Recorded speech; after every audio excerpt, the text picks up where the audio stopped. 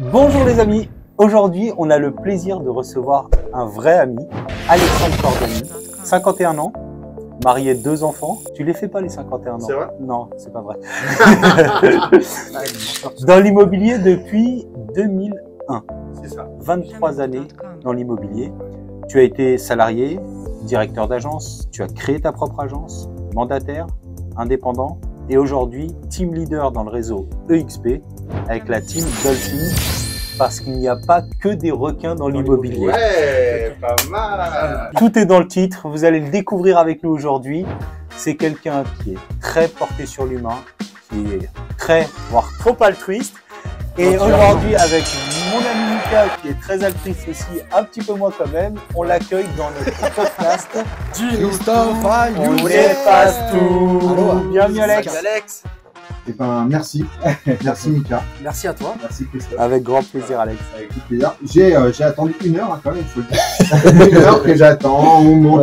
Alors si les gens veulent savoir Voilà. pourquoi, il faut qu'ils aillent sur ton Insta et qu'ils voient Mika en train de repasser sa chemise, Christophe en train de préparer les questions, etc. etc. La bio, Ah, tu l'as filmé aussi. La bio, parce Voilà. que comme je savais pas que tu avais 51 ans, puisque tu en fais 42, donc il a fallu Ah, que je ouais, réajuste. Tu t'es vraiment trompé en plus, c'est pas pour le.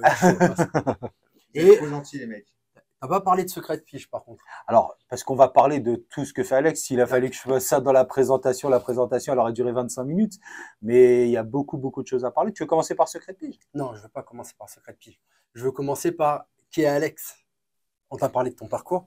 Comment t'es devenu. Parce que lui, il parle d'altruisme, c'est vrai. Toi, t'aimes bien partager, t'aimes bien donner. C'est vrai. Mais en même temps, t'es un geek.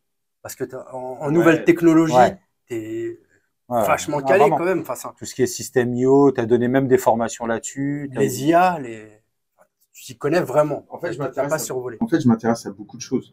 Donc, du coup, c'est vrai que ça m'a un petit peu valu, si tu veux, m'éparpiller. Tu sais, quand on dit on s'intéresse à beaucoup de choses, c'est Ouais. à toi que je vais le dire.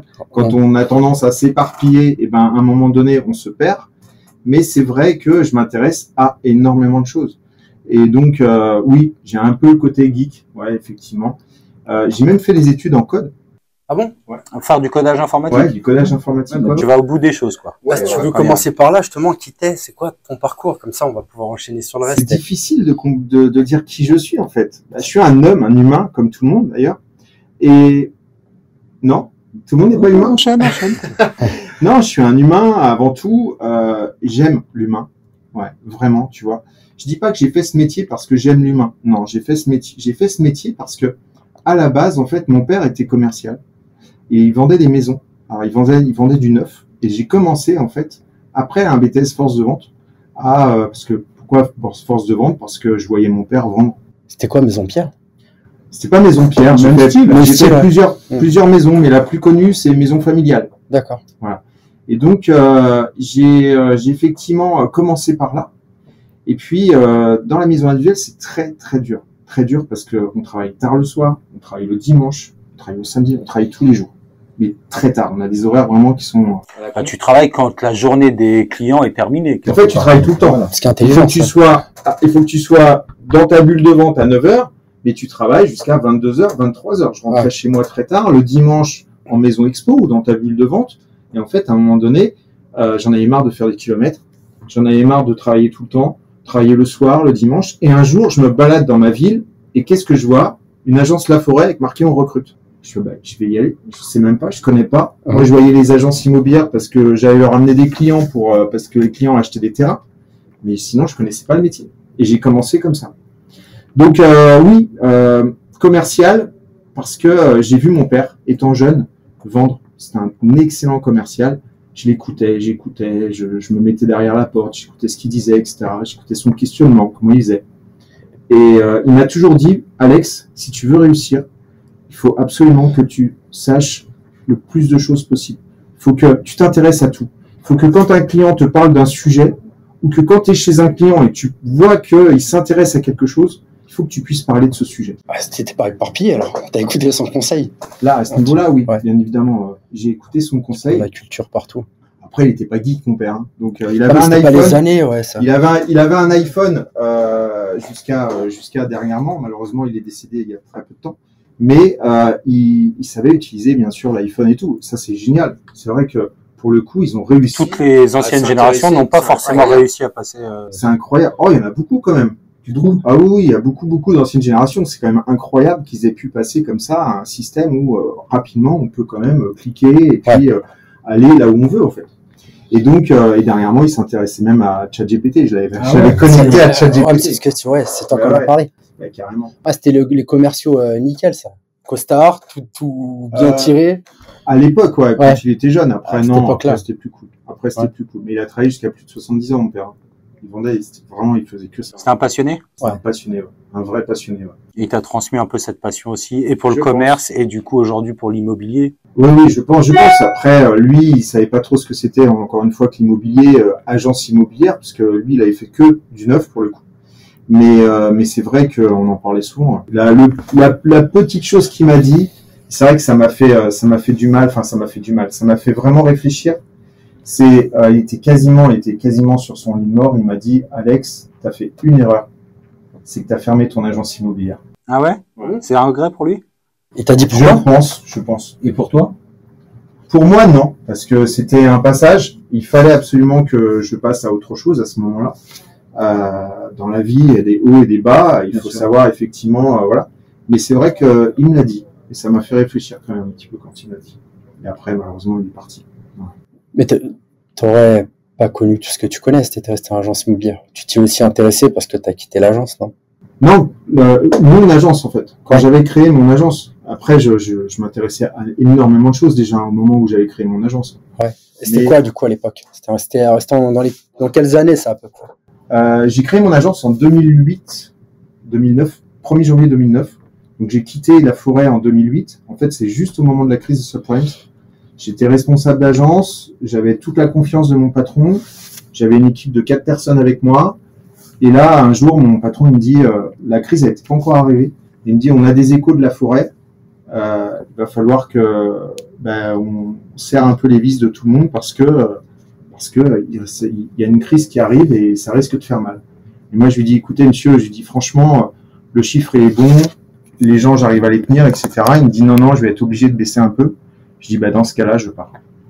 Parce qu'il voulait bousser quoi? Il voulait te... serrer un peu les vis, revoir les contrats, etc. Ah oui, ok. Et du coup, je lui dis, dans ce cas-là, je pars. Tant qu'à faire. Moi, de toute façon, j'avais vraiment envie de créer quelque chose. Et je lui dis, c'était le bon moment. Je vais en profiter pour créer mon agence. À Saint-Maur, toujours? Toujours à Saint-Maur, ouais. Sauf que du coup, tu l'as créé juste avant la crise des subprimes. C'est ça. Enfin, au moment, parce que j'ai quitté l'agence en juin, la crise allait arriver, je crois, dans ces mois-là. Et puis en janvier, par contre, en janvier 2009, c'était c'était reparti. Non, c'était pas reparti du tout. C'était très très compliqué. Je me rappelle, t'as des agences qui fermaient, très compliqué, mais c'est vite reparti en fait. Parce que le marché, je sais plus ce qui s'est passé. C'est pas Sarkozy qui était dans le truc ou quoi. Mais en fait, il y a eu des aides. Il y a eu le DPE aussi. Ils ont fait le PTZ. Ils ont fait le PTZ sur le DPE. Tu sais, il fallait pas pour le DPE-D, je crois. T'avais le droit. C'était même pas à l'époque. C'était que pour les primo-accédants. C'était même pas lié, je crois, à cette époque-là encore au Je sais DPE. plus, mais il y avait que les primo-accédants. Il y avait le PTZ effectivement pour l'ancien. Et ça avait fait redémarrer un peu le truc, le business. Et puis après, on est reparti comme en 40, quoi. Comme quoi, petite parenthèse, avant que tu continues ton parcours, les décisions politiques influent réellement sur le marché immobilier, Monsieur Macron, si vous nous entendez, parce que là, juste avant le podcast, juste avant le podcast, je vais lui envoyer un message, il va nous écouter. Je compte sur toi, hein. Ouais. Donc, juste avant le podcast, on lisait qu'ils sont en train de revoir potentiellement la loi sur la plus-value sur les résidences principales. Donc déjà qu'on est très serré, s'ils continuent à prendre des mesures anti-immobilier, autant nous le dire. Si vous souhaitez qu'on fasse autre chose, ça ira plus vite. Prenez des mesures intelligentes. C'est bon, t'as râlé là? Ça y est, je pense qu'il t'as râlé. C'est un début de râlage. Non mais là, c'est bon. Mais il me fait péter un câble, ce mec. Mais d'abord, il y a le... Il me fait péter un câble. Il y a Good Vibes. Laurent Vimon. C'est ouf de voir un domaine autant en difficulté et de continuer à taper dessus comme ça. Faut être vraiment... C'est là où... Ils nous écoutent pas, le gars. gars. Là où, tu vois un peu les gens qui arrivent finalement à se... ils font face en fait à tout ça. Ça doit pas être aussi difficile. C'est pas Koh-Lanta l'immobilier. T'es pas obligé de partir avec un sac à dos chargé de 20 kilos, des boulets aux pieds, et celui qui arrive à l'arrivée, c'est un warrior Et on lui change les règles à la fin. En fait, Et on change les règles à la fin en plus. En parlant de règles, ce que j'allais dire, les règles du jeu changent tout le temps. Et c'est vrai que ce qui est difficile aujourd'hui, c'est qu'il faut, comme tu l'as dit, c'est pas un Koh-Lanta, mais moi j'ai franchement l'impression que c'est un Koh-Lanta. Bah ouais, mais ça devrait pas. Je pense vraiment qu'à un moment donné, il y a des mesures à prendre. l'IMO. Mais je suis là, on est sur un podcast entre agents immobiliers, on parle immobilier, mais pas que, comme on le dit, mais c'est principalement immobilier, mais je suis complètement d'accord avec toi. La période est très compliquée pour tout le monde. Et non seulement les mesures qui sont prises, elles sont pas faites pour délayer, mais au contraire, c'est-à-dire qu'on est en train de prendre des mesures qui vont alourdir encore plus les chefs d'entreprise et l'entrepreneuriat en France. On referme cette parenthèse et on retourne à Saint-Maur en 2008. Si j'avais demandé, c'était à chaque fois à Saint-Maur, hein, toujours à Saint-Maur. Toujours à Saint-Maur, D'accord. ouais, toujours à Saint-Maur. Donc je crée cette petite agence qui a la particularité d'avoir 4 pourcentages différents. Je commence à 1%. Et à l'époque, je crée le bon de visite électronique qui n'existe pas. Tu le crées, ça veut dire quoi? C'est-à-dire que je le crée pas, informatiquement, je fais pas quelque chose qui tient la route comme aujourd'hui. Ouais. Mais comme mes pourcentages à 1 et 2%, donc je te rappelle, hein, c'est la crise immobilière, donc moi il faut que je trouve des solutions. Il se justifie parce qu'il sait que c'est pas bien de prendre des 1% de commission. Et en fait, je crée 2 barèmes. Je crée le barème où les gens font visiter eux-mêmes leurs biens. Okay. Et je crée le barème où je fais visiter le bien. Donc en gros, je fais du coaching d'un côté et de l'autre, je fais le travail normal d'un agent immobilier. T'avais déjà la volonté d'être coach là. Comment? T'avais déjà la volonté d'être coach à cette époque-là? Ouais, non, c'était plus du coaching immobilier pour aider les particuliers qui voulaient pas forcément au départ passer par un agent immobilier. Et puis après, je pouvais aussi les transformer entre. Mais c'est précurseur ça aussi parce qu'entre temps, il y a des startups qui ont lancé Exactement. comme Proprio, comme. Ouais, exactement. J'étais là avant Proprio. Ouais, c'est ça. Et donc c'était hyper précurseur. Et je crée un espèce de bon de visite. Alors fait avec un système avec classique, amour. tu vois, avec amour. Avec amour. Et donc les gens ils m'appellent, ils me disent oui bonjour, voilà, nana, je regarde, ouais, vous recherchez quoi, tatati tata. Bon mais écoutez, voilà comment on fonctionne. Je vais vous envoyer un bon de visite électronique, vous allez le signer. Et dès qu'il sera signé, moi j'aurai un retour et je vous envoie l'adresse du propriétaire. Parce que encore aujourd'hui là, quand tu fais ça, il y a des gens qui captent pas, mais à cette époque-là, Et ben ça a marché. Dès que je leur disais que les honoraires ils étaient à 1 ou 2%, ils étaient d'accord. Ouais. Ah ouais, là ils étaient trop contents. Ah ouais, comment je fais? Attendez, bougez pas, je vais vous envoyer quelque chose et tout. Et après, j'ai même automatisé le système où tout se faisait automatiquement. Dès que le bon de visite électronique était signé, automatiquement le propriétaire était au courant, il avait le nom de l'acquéreur et l'acquéreur avait le nom du propriétaire. mais à l'époque, t'as automatisé avec quoi?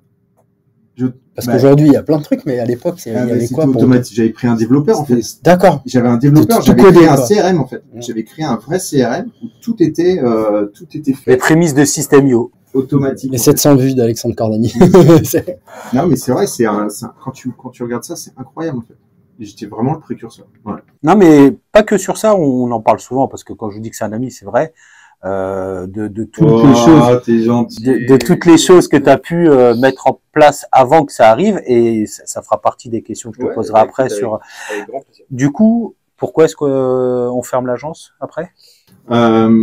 Associé avec ma belle famille. Et ma belle-sœur était malade, elle était plus trop enfin c'était un peu compliqué.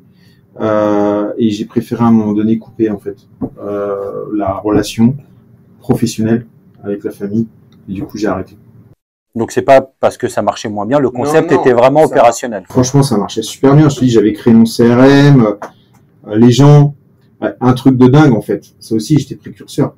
C'est-à-dire qu'à l'époque, encore, on se revoit en 2008. Hein. On parlait de Nodal View tout à l'heure. Ouais. En 2008, les photos pour les biens immobiliers, Ouais. c'était fait, mais n'importe comment. C'était avec un appareil photo. Ça n'existait pas le HDR. Ah ouais. Les gens, ils faisaient ça avec leur petit smartphone. C'était l'iPhone 3 ou l'iPhone 2, tu vois. Et les photos, c'était complètement merdique. Et moi, je vais sur un site canadien, à l'époque, qui s'appelle Du Proprio. C'est pas Proprio, c'est Du Proprio, qui font du coaching. Tu vois, je m'intéressais à ce qu'ils faisaient, etc. Et je vois leurs photos, mais comment elles sont belles. Et je regarde et tout, je cherche, machin, et je tombe sur le nom du fournisseur qui s'appelle Exposio. Ah, bah, que j'ai connu après, moi, Exposio. Exactement. Mais en fait, moi, à l'époque, ils étaient pas en France. En fait, j'étais le précurseur. En fait, De l'arrivée d'Exposio. j'ai appelé, en fait, Exposio, au Canada, Et je leur dis, voilà, moi je suis en France, j'ai besoin de votre système, est-ce que vous pouvez me le vendre? Ils m'ont dit, bah, pas de problème, vous payez et on vous envoie la mallette. Et en fait, j'ai payé, ils m'ont tout envoyé, mais j'étais le seul à le faire. J'ai vu encore la mallette explosion, mais c'était très bien d'ailleurs. J'étais le seul à le faire. Et les gens, en fait, ils étaient fous. Moi, en plus, mon agence s'appelait Visite en Vue, VUES. Et en fait, pour moi, les vues étaient hyper importantes. C'est important, ouais. C'est-à-dire que tu vendais dans ton concept la qualité de la vue. La qualité HDR, alors que personne ne connaissait la HDR.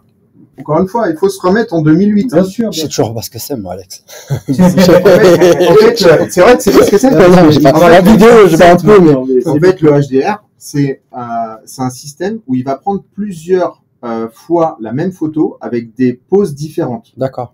Avec des ouvertures d'angle. Pas d'angle, mais des ouvertures tu sais, je sais pas trop comment ça marche, mais différentes. Ce qui fait que tu vas avoir une photo toute blanche et tu vas avoir une photo toute noire.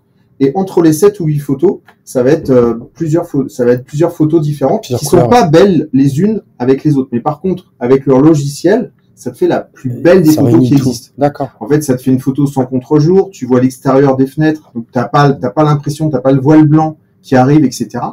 Et moi, en fait, ça fait l'effet d'une bombe, en fait, dans le bon sens du terme. Ça veut dire que les gens, ils se disent, mais c'est quoi ces photos? On a l'impression, waouh, l'effet waouh. Parce que déjà, encore aujourd'hui, tout le monde n'utilise pas le HDR, voilà. Mais déjà, quand tu vois aujourd'hui, ceux qui l'utilisent de ceux qui l'utilisent pas, c'est waouh. Mais alors, à l'époque où tu étais sur un truc où c'était vraiment des photos nazes et du waouh, ça devait être effectivement... En 2009, c'était fou, quoi. Et donc, du coup, ça a commencé comme ça. Et puis ça a fonctionné vachement bien, quoi. Sauf que j'étais tout seul. Parce que mon associé, ma belle-sœur, elle s'occupait plus de tout ce qui était comptabilité. Elle était un peu aux commandes au niveau de l'assistanat, tu vois. Elle était assistante. Mais moi, je m'occupais des ventes, du commercial. J'essayais de recruter les gens et de les former.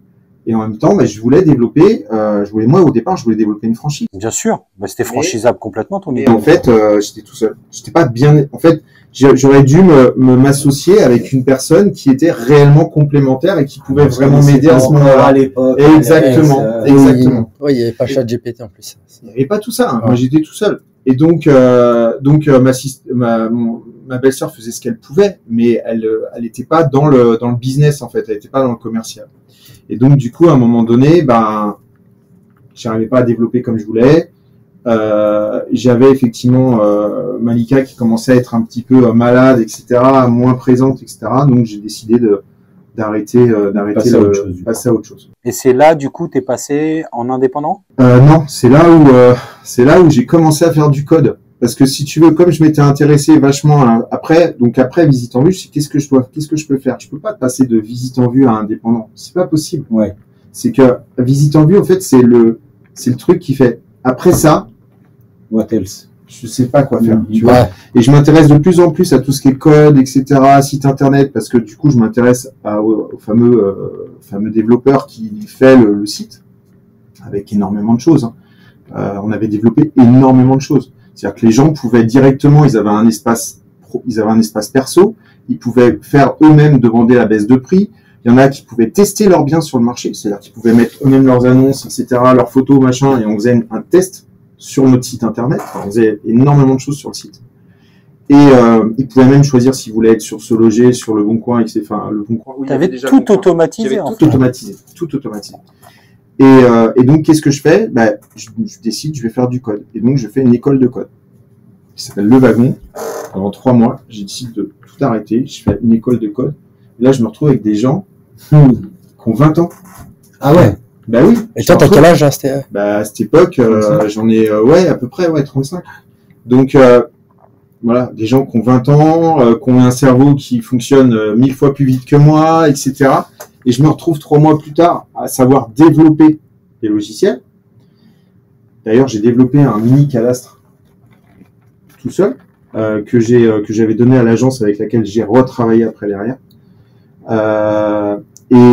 Et en fait, mais il me manquait de l'expérience pour pouvoir vraiment faire ce que je voulais. Et puis, c'est bien de coder, d'être sur son ordinateur, tout ça. Moi, ce qui me manquait, c'était le rapport humain, en fait. Ouais. Tu vois, j'ai toujours été sur le terrain, j'ai toujours été un super prospecteur, etc. Et là, en fait, à un moment donné, je me dis qu'est-ce que je dois faire, machin, je commence à faire du code, je m'intéresse au code, j'arrive à faire plein de choses, mais je suis pas réellement moi-même. Et donc je repars dans une agence locale de Saint-Maur pendant 2 ans où je deviens responsable d'agence, etc. avant de devenir indépendant. D'accord. Tu repasses par une transition. Je repasse par une transition agence où je suis le responsable d'agence et après derrière je redeviens indépendant. Parce que le gars en fait, enfin après on va pas rentrer trop dans les détails, mais un jour le gars il me dit bah écoute j'ai plus envie de bosser avec toi. D'accord. Donc ok, bah, écoute, pas de problème, tu fais mon truc et puis voilà. Et je suis parti, je me mets comme indépendant, tout simplement. Ok. Et là après bah indépendance, vous connaissez mon parcours avec alors je peux pas tout raconter ici parce que je sais qu'il y a des gens aujourd'hui qui pensent que j'ai fait beaucoup de sauts de réseau. À chaque fois il y a des raisons. Vraiment, il y a des vraies raisons. Pas tant que ça non plus. Mais non, mais j'en ai fait quelques-uns. Mais peu importe, c'est pas grave. Moi, ça fait partie de mon histoire. Ouais, mais là, Et j'ai rien à cacher. Et j'ai rien à cacher. Et mais il y avait des raisons à chaque fois. Voilà, tout simplement. Voilà, des raisons. Tu vois, tout à l'heure, on était en train de parler de certaines raisons. Voilà, il y a des fois où tu as envie de dire, bah tiens, allez, ça me saoule, j'ai envie de passer à autre chose. Quoi.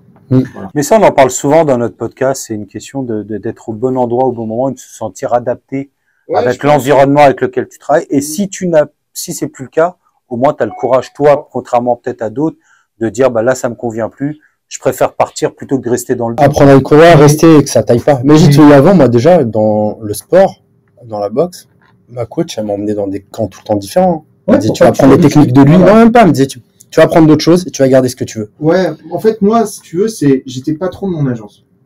J'avais créé mon propre CRM. J'avais l'habitude de faire ce que je voulais. Du jour au lendemain, je suis bridé. Du jour au lendemain, j'arrive dans un réseau et on me dit, il faut faire comme ça, comme ça, comme ça, comme ça, comme ça. C'est compliqué. Surtout quand tu te mets en mandataire indépendant ou dans l'objectif d'être indépendant. C'est compliqué. Et chaque réseau a son propre mode de fonctionnement. Les gens ils s'en rendent pas compte, mais en fait il y a des règles à chaque fois. Elles sont pas les mêmes. Bien sûr.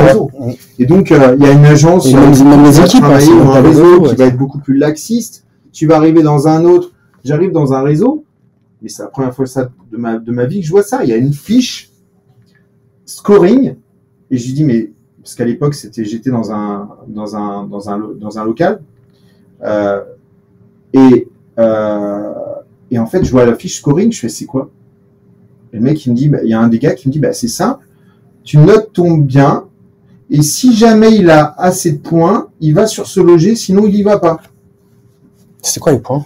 Non, mais c'était un truc de fou, en plus, c'était genre, qualité, je pense. Genre, est-ce que le bien a des travaux? Oui ou non? S'il a des travaux, il a pas de points.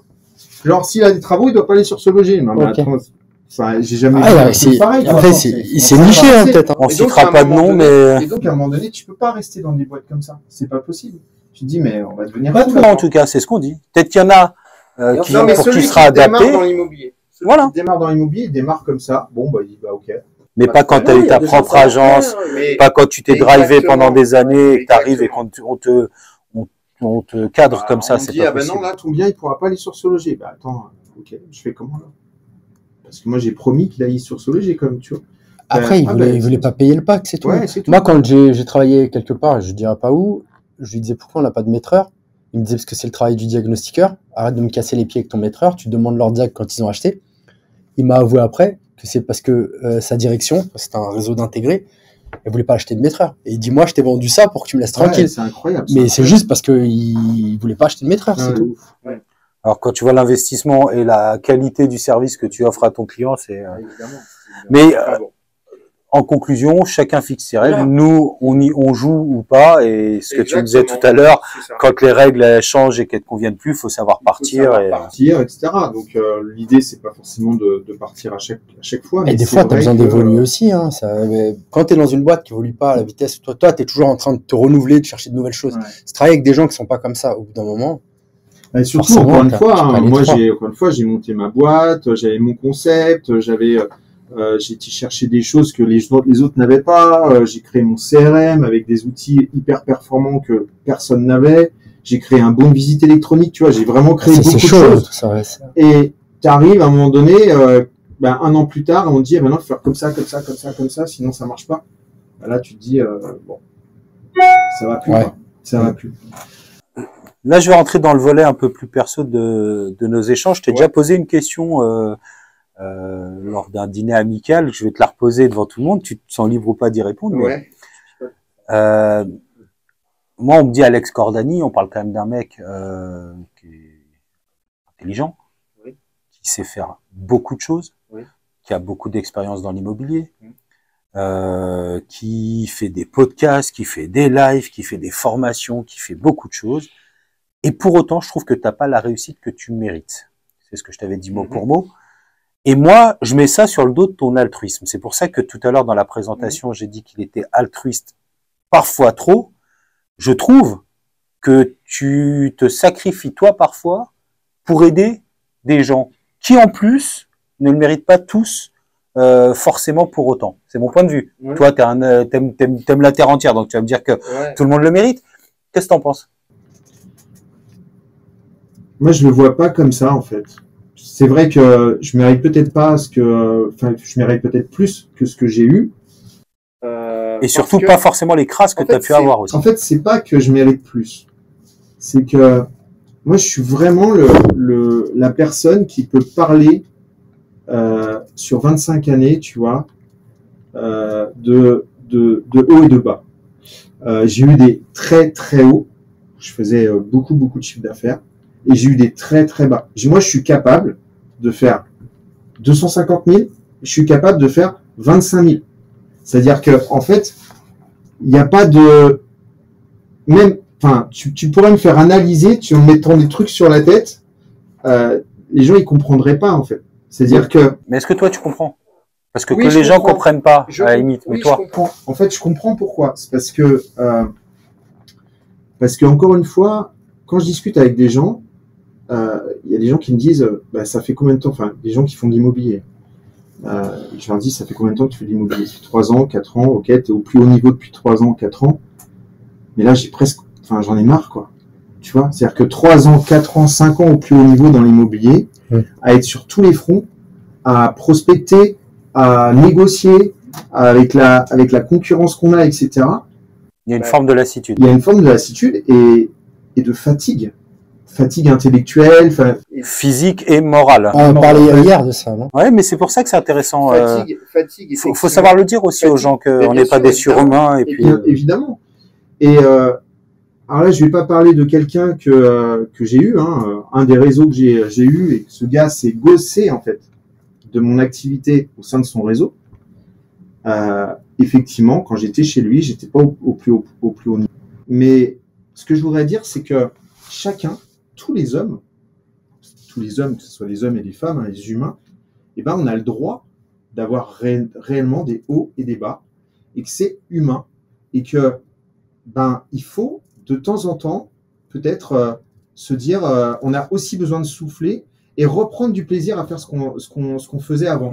Là aujourd'hui, moi j'ai décidé depuis le mois de septembre de me remettre vraiment en activité en prospection, et je reprends du plaisir là où je n'avais plus de plaisir. Et ça, je crois que c'est vraiment la base de tout. C'est savoir prendre du plaisir dans ce qu'on fait. Et c'est pas parce que on était à un niveau très haut que on peut rester à ce niveau très haut en fait.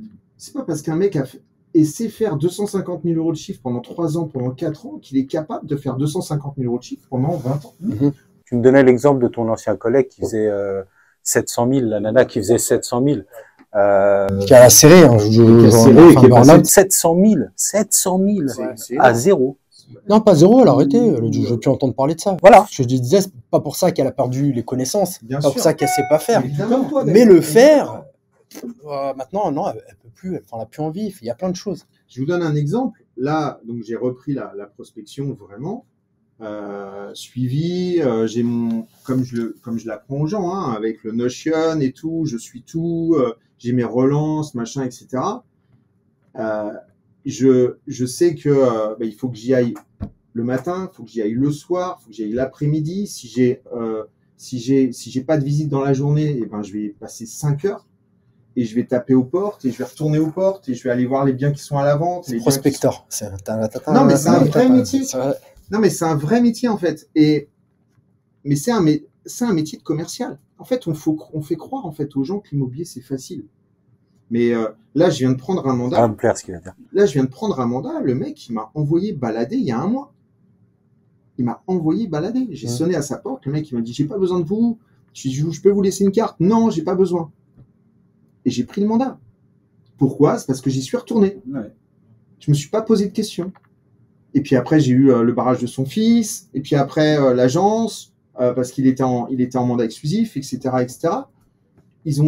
Mais au final, j'ai pris le mandat. Ce que je dis souvent, c'est qu'à partir du moment où on est futé, motivé et intelligent, formé, on peut tout faire en fait. Mais il faut être motivé, vif d'esprit et prendre du plaisir à ce qu'on fait. Parce que si tu prends pas de plaisir, ça peut pas marcher. En fait, l'immobilier, c'est tellement un métier prenant, mais compliqué parce que tu gères de l'humain, que derrière, tu es obligé de prendre du plaisir. Moi, des fois, je passe 5 fois, 6 fois avec des maisons qui sont fermées. Je laisse des écrits, je laisse des lettres, je laisse des machins. Après, je fais une recherche au cadastre. Après, je fais une recherche au cadastre, j'envoie un courrier timbré. Parce que je me dis, bon, là, j'arrive pas à le joindre. Je vais envoyer un courrier timbré. Peut-être qu'avec le courrier timbré, je réussirai à le joindre. La dernière fois, j'ai sonné à une maison. Je lui dis, vous me reconnaissez? Elle me dit, ah là là, mais oui, je vous reconnais, vous êtes déjà passé 4 fois. Ouais, mais c'est pas grave, je vais repasser 5, 6 fois. Qu'est-ce que vous voulez, en fait? Pour chercher quoi? Pour chercher un commercial qui est prêt à tout pour pouvoir travailler? Ben, je suis là. Et en fait, il n'y a que comme ça qu'on peut s'accrocher, il n'y a que comme ça qu'on peut y arriver. Et c'est ce que je dis dans mes formations. Les gens, en fait, les gens aujourd'hui pensent que l'immobilier, c'est simple. Mais l'immobilier, c'est pas facile. Mais ça ne l'a jamais été. Hein. Mais ça l'a jamais été. On a essayé, c'est un leitmotiv de notre podcast avec Mika, on a souvent, je trouve, fait croire aux gens que ça pouvait être facile, que tu faisais une vente, tu prenais 75%, tu étais le roi du monde. C'est un vrai métier. C'est un vrai métier. C'est un métier, encore une fois, contraignant, mais par contre, qu'est-ce que c'est bon, quoi. Hier, j'ai eu une acceptation d'une offre. Amen, quoi. Tu vois? C'est bon pour nous, ça. Non, mais c'est vrai, à partir du moment où tu travailles, tu as de la réussite. Et si tu prends... Moi, je suis quelqu'un, tu vois, je peux être à terre, mais je peux très bien remonter plus haut que la lune, en fait. Il suffit simplement de prendre du plaisir à faire quelque chose. Par contre, tu as un leitmotiv en ce moment, c'est quoi? Pour réussir. Ah, mais c'est vrai, c'est bah, ça. Dis-le! Bah ouais, non, mais c'est ça. Pour réussir, il faut sortir les doigts du cul. On est d'accord. C'est clair. D'accord. Non, mais c'est clair. Et à chaque fois, on en prend 2. Mais je sais pas, parce que les doigts, il y en a forcément au moins 2, quoi. Au moins 2, ouais. Ça, on aurait pu même mettre... Mais non, mais c'est ça, en fait. C'est ça. Il faut sortir les doigts du cul et on y arrive. À partir du moment où on fait ça, franchement, on peut tout réussir. Mais je vais revenir te taquiner sur ma question quand même, parce que tu as très bien répondu en esquivant une partie. Tout à l'heure, là, encore là, avant, tu étais en train de discuter avec des gens que tu connais, mais à peine, qui te sollicitent, qui te demandent des conseils. Tu es toujours prêt à en donner, et ça, c'est vraiment ta générosité qu'on retrouve à titre perso, il n'y a pas de sujet. À part la reconnaissance humaine, qu'est-ce que tu as à gagner? En fait, au départ, par exemple, si on prend par exemple Secret de Pige, d'accord, c'est une émission que j'ai commencé pour me motiver moi-même. D'accord, c'était pas pour aider les gens, c'était pour moi en fait. Secret de Pige, et si je peux faire un clin d'œil à ton live que je préfère, moi, c'était un café, une visio et on prospecte. Un café, une visio et on prospecte. J'ai adoré ça. C'est vrai, t'as adoré ça? Vraiment, ouais, Ah le ouais. concept. Et je pense que tu l'as aussi fait pour que tous les matins, tu avais un rendez-vous avec toi-même. Exactement. En fait, tout ce que j'ai fait jusqu'à présent, alors, c'est parce que je voulais me motiver moi et aller puiser de l'énergie en fait aussi chez les autres. Et donc, Secret de Pige, je l'ai construit comme ça. C'est-à-dire qu'au départ, c'est j'envoie un message sur Facebook en disant qui kiffe la pige. J'ai besoin de discuter avec une personne qui kiffe la pige parce que moi, je m'y retrouve plus. Et en fait, ça commence comme ça. Excellent. J'avais pas l'origine. On l'a fait, Secret de Pige, et en fait, au départ, Donc j'ai pas de nom, j'ai rien, j'ai pas de générique, j'ai rien du tout. Hein. J'ai même pas d'émission en fait. C'est juste qui kiffe la pige, je sais même pas. Et j'ai Olivier Amou qui me dit mais pourquoi tu fais pas ça directement en live sur Facebook avec Streamer. Bien une idée d'Olivier, ça. Mais voilà. Non mais c'est comme ça que ça marche. Donc j'envoie un message à la personne qui devait faire le podcast. Et puis je dis, bah, ça te va, si c'est en direct et tout, ouais, ok, pas de problème. C'est qui le premier? Ah non, ok, d'accord. Okay. Question. On en reparlera en off. Super question. et donc, je commence comme ça. Et j'ai hâte de savoir qui c'est. Et donc, je commence comme ça. C'est Hébert. Ah oui, Maxime. Maxime Hébert. Okay. Et donc, je commence comme ça. Et puis, bah, ça prend quoi. Mais ça prend un truc de ouf. C'est-à-dire que j'ai 100 vues, 200 vues, 500 vues, 1000 vues en très peu de temps. Précurseur, encore une fois, hein, parce que des émissions en live sur Facebook comme ça. Précurseur, fait avec, je pense, avec passion. Les gens, ils le ressentent. Et puis, ils voient que bah, j'interviewe toujours des pros, tu vois, des professionnels, des gens. Et voilà, après, il y a... Ah ça, t'as fait des numéros quand même. Hein. T'as vu Gabriel Laflamme, toi? Ouais, il y a effectivement... Ouais, Nada, pendant un moment, on parlait que de lui, hein, un peu moins maintenant. Ouais, j'ai eu... attends, il a eu Christophe El Youssef, frérot. J'ai eu Il n'a pas passé de... Il a dit pour lui. J'ai eu Christophe... Vas-y, enchaîne. Et donc... faut pas raconter ça. Non, enchaîne. Et donc du coup, non, franchement, voilà. Et après, bah, un café, une visio et tu prospectes. Je fais ça, pareil. Je suis avec Olivier. À l'époque, j'étais rentré dans son réseau. Et j'avais envie de faire un truc le matin. Je me dis, bah, les gens, il faut les motiver le matin, etc. Et je démarre sur ça. Une petite demi-heure et tout. Mais je me rends compte que, à un moment donné, alors ça fonctionnait bien, etc. Mais à un moment donné, j'ai l'impression de prendre les rames et ramer parce que on sentait, parce qu'il y avait un peu toujours les mêmes qui kiffaient, dont je faisais partie, mais c'est vrai que du coup, fallait aller chercher à chaque fois. Et donc je me suis dit, bon, allez, c'est bon. Moi, j'aime bien les choses, mais j'aime bien que ça coule, tu vois. Dès que ça coule, ça va. Et quand ça coule plus, ou que ça coule moins, faut changer. Et donc, c'est ce qui s'est passé avec un café, une visio et tu prospectes. C'est un peu ce qui s'est passé aussi avec Secret de Pige à la fin. Que tu recommences avec notre ami Romain. Que je redémarre avec Romain Bézina mercredi prochain. Donc mercredi 23 octobre. Ah oui. Ah non, oui, celui-là, il sort pas lundi là, l'autre d'après encore. Ah ok. Donc tu auras vu. Comment c'était alors? C'était comment? Okay. Je suis sûr, non, on coupe rien du tout, t'es fou. Je suis sûr, il t'a parlé de son Phoenix Club encore. C'est un truc de fou. Alors, Romain, on a fait un super podcast. Merci, Romain. Et donc, non, voilà. Donc, moi, c'est comme ça, en fait, que je fonctionne. Faut que je prenne du plaisir, faut que j'y ait de l'envie, faut que je machin. Et quand j'ai plus, j'arrête. Et c'est pour recommencer. Et là, je remercie Anan, que vous connaissez puisqu'elle est passée ici aussi. Attends, m'a coupé au cul. Qui m'a dit mais pourquoi tu le fais pas quoi. Voilà, il y a plein de gens aujourd'hui qui sont là à attendre que tu recommences tes podcasts. Je dis ok, bah c'est vrai, t'as raison. On en parle tout le temps. C'est vrai, t'as raison. Et donc du coup, je suis reparti sur. Elle a absolument raison. On aurait pu te le dire aussi. On l'a tous pensé et c'est vrai qu'elle a eu le courage de te le dire en tout cas. Mais voilà, donc l'idée c'est de repartir sur du kiff. Voilà, parce que moi je vois que ça, le kiff, et puis voilà, et du live. Mais t'as reçu combien de personnes dans Secret de Pige depuis la création? J'ai fait, je crois, 2 ans. Donc, c'est une hebdo? C'était toutes les semaines. Après, je m'arrêtais les grandes vacances. Ouais. Mais je sais pas, j'ai dû faire quasiment 100. 100 personnes. Ouais. Est-ce qu'il y a quelqu'un qui t'a marqué, un moment qui t'a marqué? Vraiment, c'est-à-dire sans réfléchir, pour les bonnes raisons, s'il te plaît. Franchement, sans réfléchir à quelque chose qui sort justement. Il y a beaucoup de podcasts que j'ai adorés. Hein. Il veut vexer personne. Non, bah là c'est du positif. Donc il y a beaucoup de podcasts que j'ai adorés avec plus ou moins, voilà, ils ont chacun leur système. Mais tu prends, par exemple, le podcast d'Anan, était vraiment très très bien. J'ai interviewé aussi des gens en dehors de l'immobilier. J'ai interviewé par exemple Justina. Ah oui, Braque.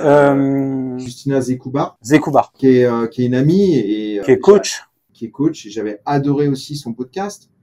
Tout à l'heure, on parlait d'Hébert, pareil en fait. Maxime, en plus, c'était le premier, donc forcément, Maxime il est encore Hébert, plus... franchement, c'était le premier et c'était un super podcast. Il y en a vraiment énormément. T'as pris du plaisir à le faire. Arnaud Motreff, on a fait des trucs. Pourquoi t'as arrêté alors du coup? Parce qu'à un moment donné, j'ai l'impression de tourner en rond. Ok.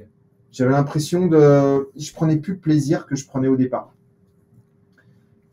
Voilà, c'est tout. C'est juste une C'est question un de peu ton plaisir. leitmotiv, ça. C'est-à-dire que tu fais des choses, tu prends du plaisir, et Ouais. quand tu arrêtes d'en prendre, tu passes à autre J'ai chose. du mal à, et pourtant je suis marié depuis très très longtemps. Ah, mais je sais pas ce que faire. Mais mais c'est vrai que quand je prends plus de plaisir, je me lasse énormément et du coup j'ai envie de passer à autre chose. Et c'est aussi ce qui fait que tu as toujours plein d'idées, que tu mets plein de choses en place. Ouais, non mais exactement, c'est ça. C'est, enfin, je peux pas parler de tout, mais c'est vrai que System.io, je l'ai poncé, Ouais. ChatGPT, je l'ai poncé. T'as fait des sites en direct. Ouais, ça j'avais adoré. Les sites en direct, c'est pareil. Le site en direct, en fait, j'ai commencé à le faire et après j'ai vu que ça prenait pas et j'avais l'impression d'être tout seul devant mon écran et ça m'a, tu vois, Cassé dans ton délire. ça m'a cassé dans mon délire. Ouais. En fait, vraiment, j'ai personne qui m'a relancé là-dessus. Mm. Et puis j'avais l'impression des fois, il y avait 2 personnes sur le live.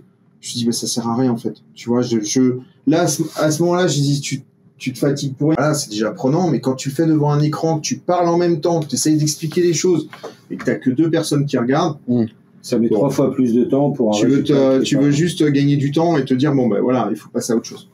Mais oui, j'ai fait ça. J'ai fait plein de choses en fait. Mais ce qui m'anime vraiment, moi, je crois que c'est le commercial. Vraiment. C'est le commercial et c'est le coaching. J'adore coacher les gens. Tout à l'heure, avant d'arriver, j'avais une personne qui m'a demandé un entretien. Un mec très bien d'ailleurs. Et en fait, je lui, voilà, en quelques dizaines de minutes, il est reparti. Il avait le smile. Il m'a dit, ah, putain, j'avais pas pensé à ça. Voilà, l'idée. Si vous voulez des coachings gratuits, L'idée, elle est là.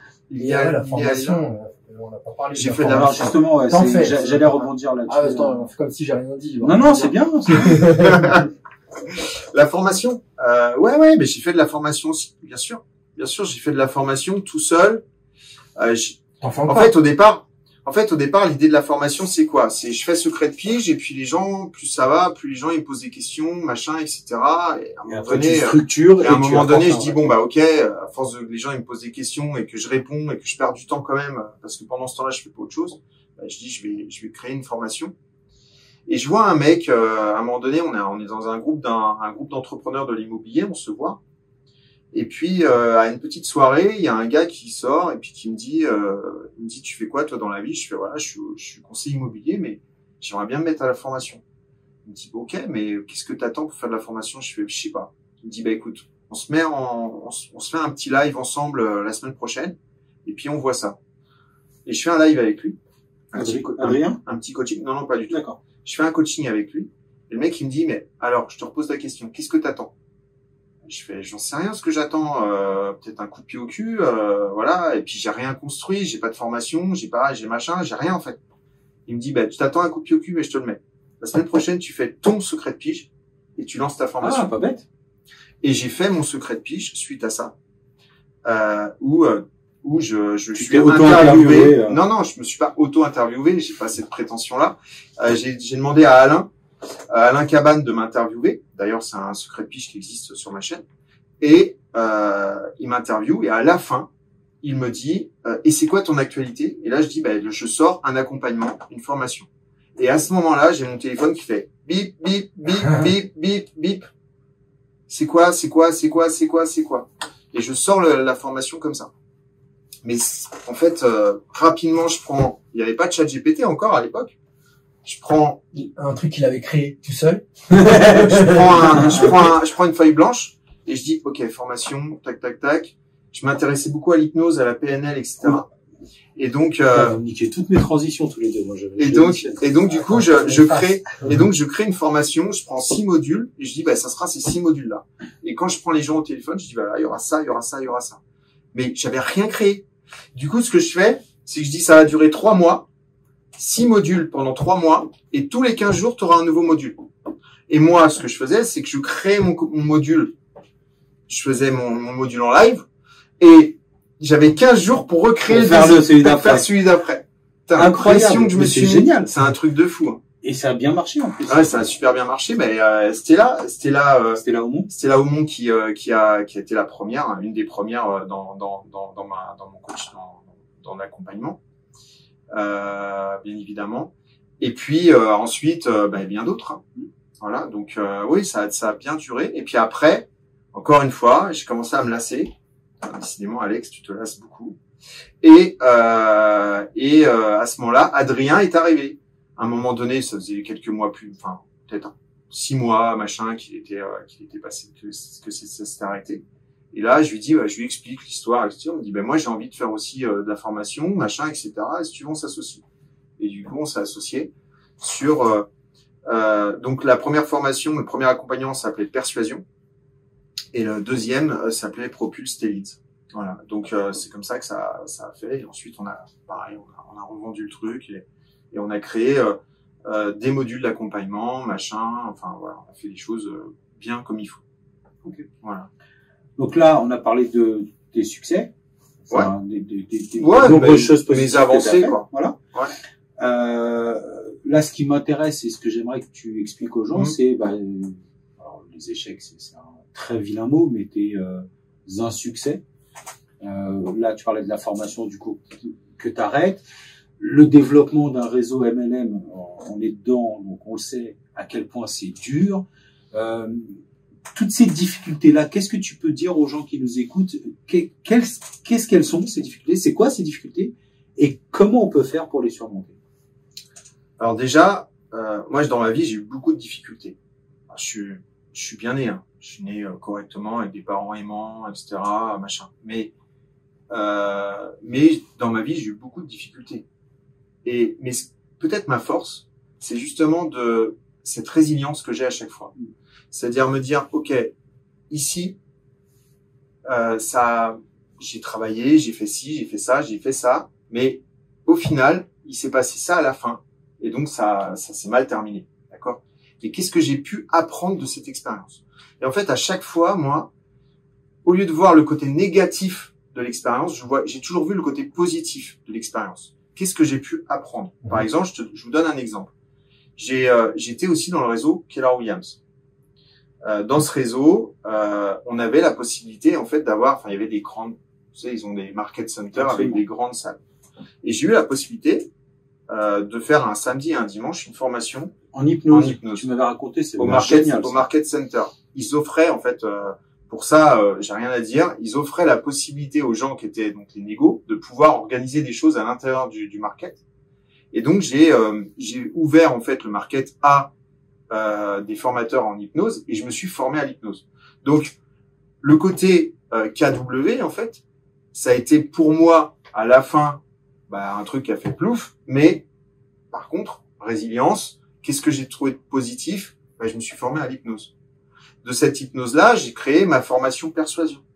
Tu vois. Et au-delà de ça, c'est que je me suis formé à l'hypnose et après, quand j'ai eu l'hypnose, j'ai dit à ma femme qui en avait marre de son taf, j'ai dit mais pourquoi tu te formes pas?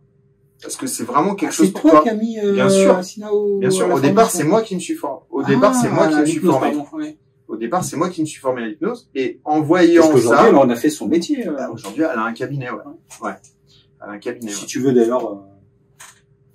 Assina Cordani sur Saint-Maur. Donc son cabinet, vous tapez osez se choisir-hypnose.fr et vous allez tomber sur son site internet. Voilà.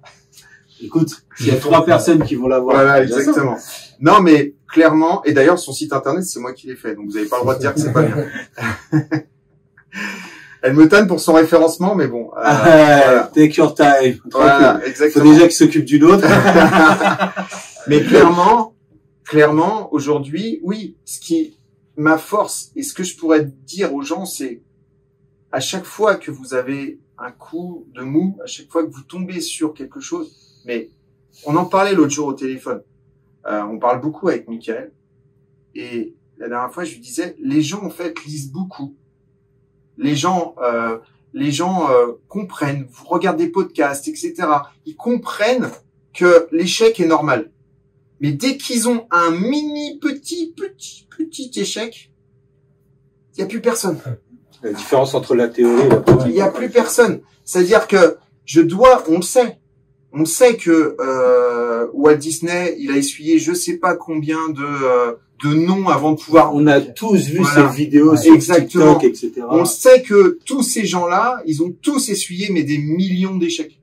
Mais nous, on n'accepte pas. Mais que ça nous, on arrive. n'accepte pas un petit échec. Très intéressant. Tu vois, tout à l'heure, je disais, un gars qui m'envoie balader en prospection, qui me dit non, j'ai pas besoin de vous, etc., qui refuse ma carte. J'y retourne une semaine après.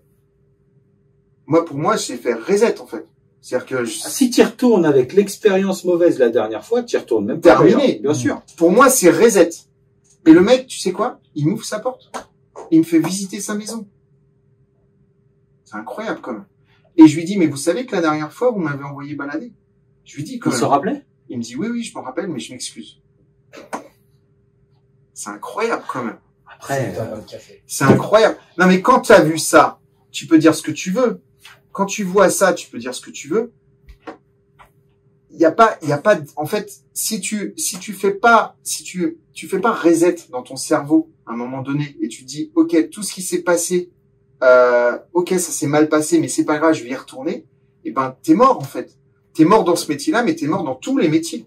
Et donc, moi, je vais au-delà de ça, c'est-à-dire qu'est-ce que j'ai pu apprendre. C'est-à-dire, ok, ça s'est mal passé à la fin, mais qu'est-ce que ça m'a permis de faire. Et donc, à chaque fois, j'ai fait des bonds comme ça. Et ce qui me permet, en fait, d'avancer. Et pas de me rester sur des échecs, en fait. Et ça, je pense que c'est primordial. Et aujourd'hui, je crée ma team, tu l'as dit, comme vous d'ailleurs, au sein du réseau EXP. Et en fait, cette team, en fait, elle est finalement l'addition, le résultat, l'addition, la multiplication, tout ce que tu veux, L'analyse et tout. de tout ce que j'ai pu vivre jusqu'à maintenant, de bien et de moins bien. de bien, Dont t'as tiré profit de bien et bénéfice, de quoi. moins bien. Et ensuite, les gens qui sont à l'intérieur, en fait, pourront bien évidemment bénéficier de cette expérience, de cette expertise. C'est comme pour toi, On est tous des gens d'immobilier, on est tous des gens d'expérience Je dans pense qu'on a des l'immobilier. choses on en parlait avec Romain, on est dans un réseau où tu as quand même pas mal de gens qui ont des vraies choses à apporter à leur team. Mais je pense que dans tous les réseaux, c'est comme ça. Encore une fois, Mais évidemment, je pense que dans tous les réseaux, mais c'est comme là, ça. on parle de toi, donc. Mais effectivement, je pense que c'est l'humain le plus important. Tu sais, il y a des gens, je vois sur les réseaux, tout de suite, on parle de pourcentage, de trucs, de machin. Avec moi, vous aurez pas de pack. Avec moi, ça sera, vous avez 75%, vous avez 80%. Mais 80% ou pas de pack, si t'es tout seul sur ton secteur et que ton parrain, il y connaît rien et que t'avances pas, 80% ou 90, même 95% de zéro, ça fera toujours zéro. Alors, moi, Alex, je t'ai demandé, et tu l'as fait, et je t'en remercie encore, d'accompagner mon équipe dans sa formation. Et notamment, il y a un truc qui m'intéresse, c'est, tu parlais de l'hypnose que tu aimes beaucoup tout à l'heure. En quoi l'hypnose t'aide dans l'immobilier, et notamment que ce soit dans tes formations, dans ton management? Quelle est la valeur ajoutée? Alors, j'ai toute une partie, en fait, notamment en confiance en soi, que j'ai mis en place. J'ai une formation complète sur la confiance en soi qui dure 2 heures, dans lequel, en fait, je parle d'hypnose, et notamment, j'ai un exercice d'hypnose qui est très puissant à l'intérieur de cette formation, que je donne directement dans la formation. En quoi, moi, elle m'aide, en quoi elle m'a aidé. Moi, aujourd'hui, l'hypnose m'aide beaucoup moins qu'avant, en fait. J'ai fait mon travail. J'ai fait mon travail et puis j'ai plus de croyances limitantes. Franchement, moi, je fais partie des gens qui ont testé quasiment tout. Tout ce qui me faisait peur, je l'ai testé. Sauter en parachute, courir 20 km. Bon, j'ai pas monté l'Everest, mais parce que j'ai plus l'énergie pour. Et j'aurais été plus jeune, j'aurais peut-être tenté quelque chose comme ça. Mais clairement, j'ai plus vraiment de croyances limitantes. Maintenant, je sais que les conseillers immobiliers, par contre, quand ils se lèvent le matin, dès qu'ils se lèvent le matin, le cerveau, il fait croyance. Et ça peut être travaillé avec l'hypnose. J'ai de temps en temps d'ailleurs des personnes qui m'appellent, Donc il me contacte et qui me dit j'aimerais que tu me fasses une séance. Donc quand ils sont proches de Paris, ils viennent et je les reçois directement là où travaille mon épouse. Et sinon je le fais aussi par le biais de la visio. Mais c'est pas mon activité. Je le fais parce qu'on me le demande. Mais clairement, oui, l'hypnose permet de travailler inconsciemment, permet de parler inconsciemment, enfin parler à ton inconscient et apporter en fait des choses positives, des informations positives, sans que tu aies le barrage du conscient. Parce que souvent, en fait, le problème, c'est qu'on a ce fameux conscient qui est là et qui nous dit non. C'est lui les croyances limitantes. Oui, bien sûr. C'est ton conscient. Bien sûr. Mais l'inconscient, lui, il suit. D'accord? Et donc, il suffit simplement à un moment donné d'aller... en fait, ce qu'on va faire, c'est qu'on va mettre la personne sous hypnose. On va aller chercher là où il faut aller chercher pour arranger, on va dire, un petit peu la machinerie, sans qu'il y ait le conscient de la personne qui te dit non, ça, c'est pas possible. Et donc, inconsciemment, le travail, il se fait. Et donc, comme le travail se fait inconsciemment, à un moment donné, quand tu ouvres les yeux, tu sais pas ce qui s'est passé. Moi, j'ai plein de gens, quand ils ouvrent les yeux, ils disent, OK, tout va bien. Ils sont bien, détendus et tout, mais ils savent pas ce qui s'est passé. Ils ont vu une opération à cerveau ouvert. Ils ont vu deux, trois trucs, ils ont ressenti des choses, ils ont peut-être vu des choses, eu des informations qui leur sont arrivées pendant la séance, mais ils savent pas réellement ce qui s'est passé. Et la dernière fois, j'ai accompagné justement un conseiller immobilier qui travaille justement chez Keller Williams et qui lui donne beaucoup trop. Il aide, enfin, tu vois, moi tu me parlais tout à l'heure, tu dis lui c'est Allô marmite, t'es une casserole là. Hein. Lui c'est beaucoup plus en fait. Et il m'a contacté, il m'a dit voilà, j'aimerais que tu m'aides à savoir dire non. Savoir dire non. Et donc il est passé me voir. Et c'est devenu le plus gros enculé. Et 15 jours après, je lui envoie un message, je lui dis alors comment ça va? Il me dit je sais pas ce qui se passe, mais j'ai complètement changé. Voilà. Donc inconsciemment, le travail il a été fait. Donc oui, moi ça m'a énormément aidé. Pour moi, bien évidemment, parce que il a fallu que je fasse ce travail-là, et ça m'a pas aidé que pour ça. J'ai une hernie discale, et ça m'a aidé à aller mieux au niveau de mon hernie. En fait. À gérer la douleur. À gérer la douleur. Au-delà de la gestion de douleur, je dirais pas la faire disparaître, mais ne plus la ressentir en fait. Je sais que la douleur elle est là, mais je ne la ressens plus comme avant. Et donc oui, ça aide énormément. Et c'est ce que je donne moi, bien évidemment, dans mes formations. D'ailleurs, la plupart du temps, les gens qui font cette formation, ils m'ont dit, ils me remercient, quoi. Ils me disent, c'est hallucinant. D'ailleurs, je l'ai donné à tes équipes. C'est pour ça que je te lance sur le sujet. Je l'ai donné à tes équipes et on m'a remercié 1000 fois, quoi. Donc oui, effectivement. Parce que tu t'attaques à des vraies problématiques qu'ont les conseillers immobiliers. La confiance en soi, les croyances limitantes, je ne suis pas capable, oui, mais 3% c'est trop. Toutes les questions qui nous empêchent d'avancer en réalité. Moi, je conçois la formation parce que je la vis tous les jours. Ça fait 25 ans que je vis ça. Et même quand à un moment donné, je faisais moins de chiffres, je le vivais quand même. Moins, mais je le vivais quand même. Et donc, forcément, les problématiques des conseillers, je les connais. C'est les tiennes aussi. Bien que toi, Mika, qu'aussi bien que toi, Christophe. Je les connais. Ce sont mes problématiques. Sauf que moi, j'ai réussi à trouver le moyen. Alors, c'est pas que l'hypnose. J'hypnotise pas la personne devant moi. Après, il y a savoir parler, savoir questionner, savoir traiter une objection. Mais on peut pas traiter une objection si on n'a pas bien questionné la personne avant. Et donc, c'est tout un ensemble de choses qui fait que être commercial, les gens ils pensent que conseiller immobilier. D'ailleurs, j'ai un truc à dire par rapport à ça. Conseiller immobilier, c'est un terme qui a été inventé. Depuis quand on parle de conseiller immobilier? On parle de conseiller immobilier depuis que le MLM existe, depuis que IAD, Safety et compagnie. Avant, on parlait de négociateur immobilier. Moi, je sens toujours je suis toujours été conseiller. Ouais. Depuis que je suis rentré en 2009, je suis toujours été conseiller. Ouais. On parlait déjà de conseiller à l'époque, chez Century. Tu disais de pas dire que tu étais négociateur. Ouais, parce que c'était galvaudé négociateur. Ça faisait... Moi, chez Guy Hockey, quand j'ai commencé il y a 25 ans pour le coup, c'est négociateur. Ouais. Mais depuis que j'ai rencontré Denis Beauville, Denis, il a toujours eu ce discours que négociateur, c'était réducteur et que conseiller immobilier était plus... Alors, je me trompe peut-être, mais moi, je pensais que conseiller immobilier, c'est un mot qui permet de rendre le métier plus facile, c'est-à-dire plus abordable. On est là pour conseiller les gens. Mais si tu te contentes de conseiller des gens, arrête le métier tout de suite, quoi. Tu pars sur du bénévolat immobilier, quoi. Ouais, et puis pour pouvoir conseiller pour pouvoir conseiller les gens, il faut déjà les prospecter, les gens. Ils vont pas venir à toi. Parce que tu parles d'une agence immobilière Century 21, Guy Hockey, ok, t'as une agence qui est là, en plein centre-ville, t'as des gens qui rentrent, tu les conseilles. Comme c'est arrivé tout à l'heure. Quand t'es tout seul chez toi, t'es dans ta campagne, t'as personne autour, tu veux conseiller qui à part ton perroquet? Non mais sérieux, pour pouvoir conseiller quelqu'un, il faut déjà aller le chercher. Et donc, si t'es conseiller immobilier, bah, il va te manquer une étape. Il va te manquer une étape. Et la première étape, c'est quoi? C'est va le chercher, quoi. Tu vois? Bien sûr que tu vas conseiller, mais avant, va chercher de quoi conseiller.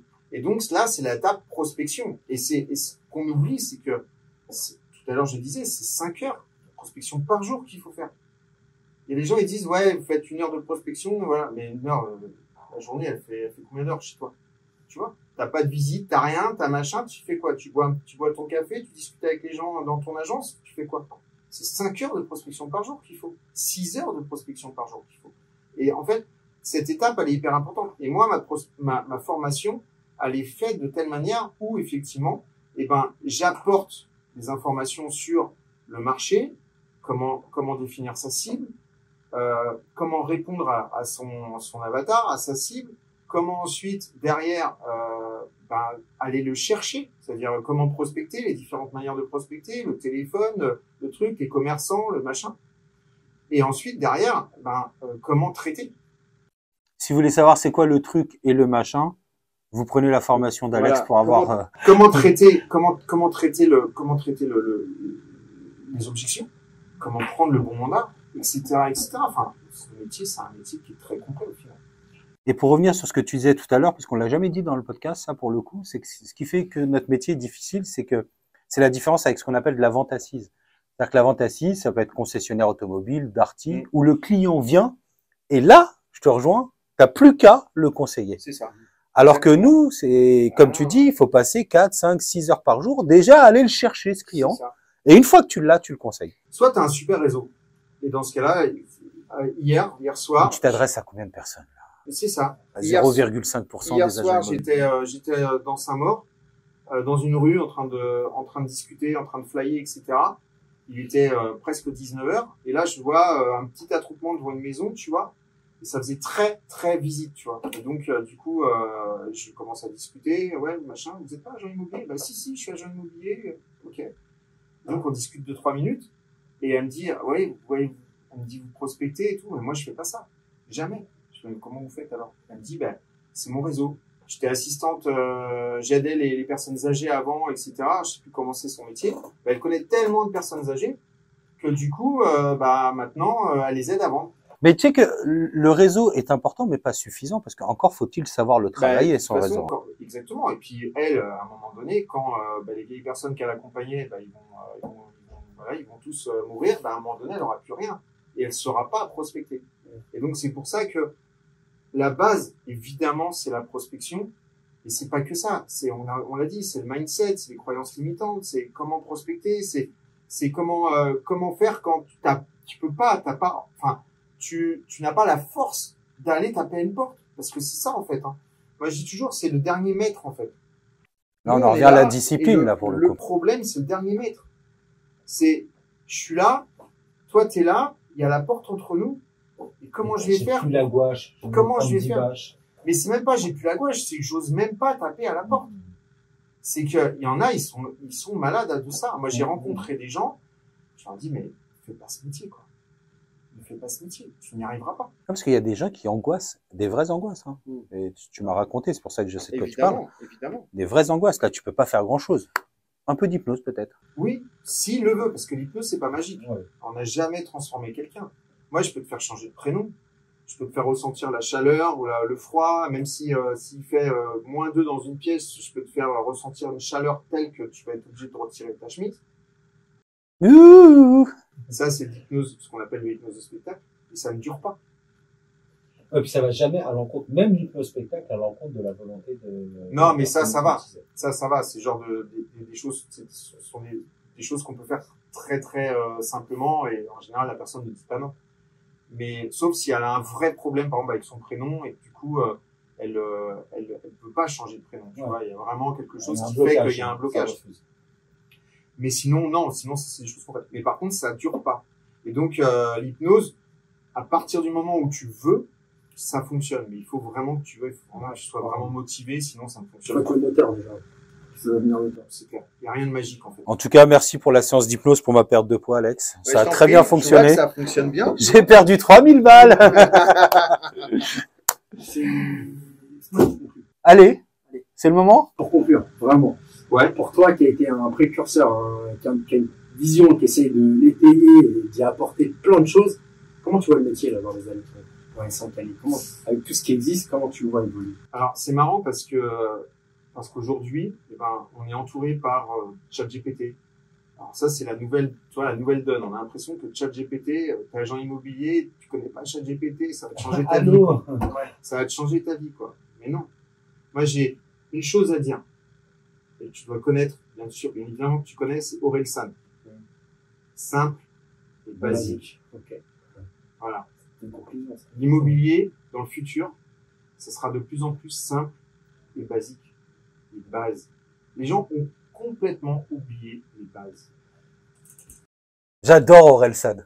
C'est un truc. Non, mais franchement. Mais c'est ça. Mais nous, on n'arrête pas de le citer. Mais c'est ça. Quand il y a le désert à traverser, il n'y a rien à faire.